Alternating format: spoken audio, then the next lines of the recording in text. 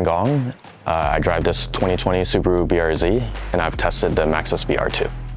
The overall dry lap times of VR2, low twos at Chuckwalla in both directions, as well as Buttonwillow 13 clockwise. So I'm a typical BRZ driver, everything bolt-on, essentially suspension, big brake kit, a little bit of aero, and stock power. The lap time consistency of the VR2s is excellent. Essentially, you can clock lap times within a half second of each other back to back, half dozen laps. Lap 1 takes a little time to warm up the tires. By lap 2, the pace is getting a little faster.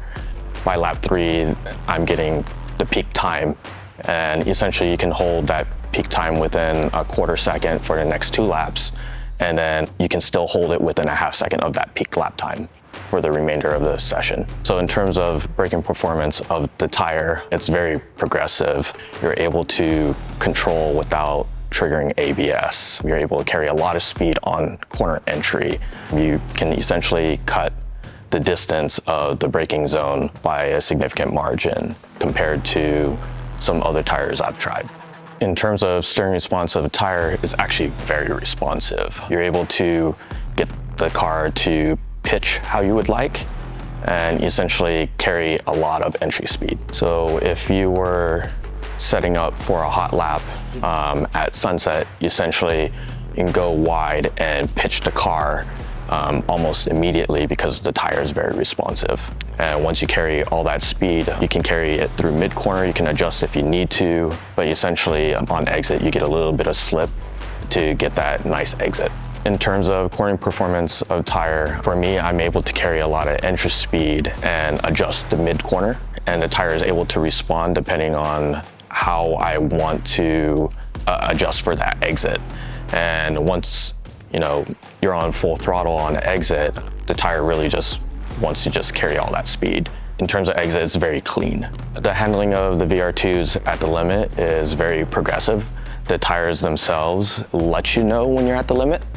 And essentially on breakaway, it's very correctable. There's a larger window compared to other tires I've tried, and you're able to kind of learn what you can do with it, and it'll actually teach you to become a better driver. What it's teaching in terms of becoming a better driver is to be able to recognize what that limit is.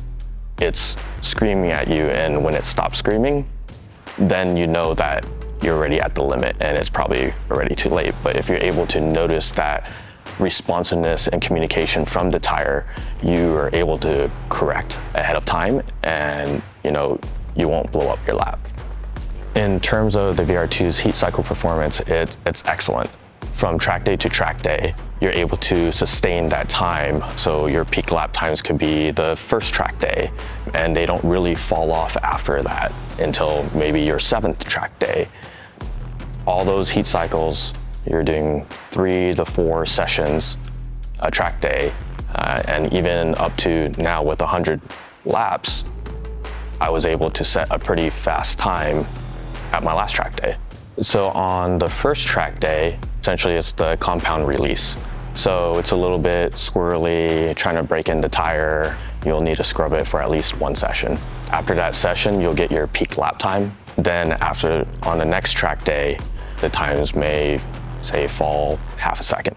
From there, that you can sustain that pace up until maybe your 4th track day. And then it doesn't really fall off too hard. I would say the highlight is really how many heat cycles the tire can take.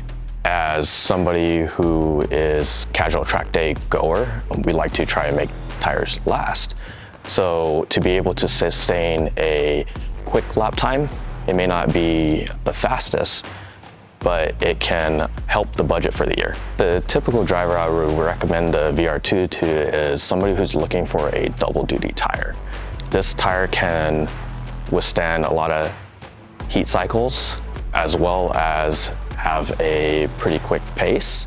So you're able to drive it to and from home, straight to the track, and then drive back on the same tires. It's really hard to compare to the other faster tires where they might not make it through the day. The benefit of a tire for, say, an amateur would be a quicker pace, for sure.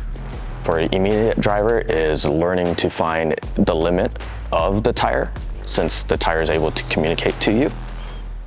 And for the advanced person, it would to be able to have a tire that lasts quite a while compared to other 200 treadwear tires. In terms of performance tire on the street, they're very quiet. They are pretty comfortable on the street. They're smooth. They're not jarring as other tires with, say, stiffer sidewalls. So I think it's really good as a double duty tire. So it's really convenient for me to be able to take this tire that's DOT friendly, where I have the option to be able to drive it to and from the track or on the street, be able to swap it at will.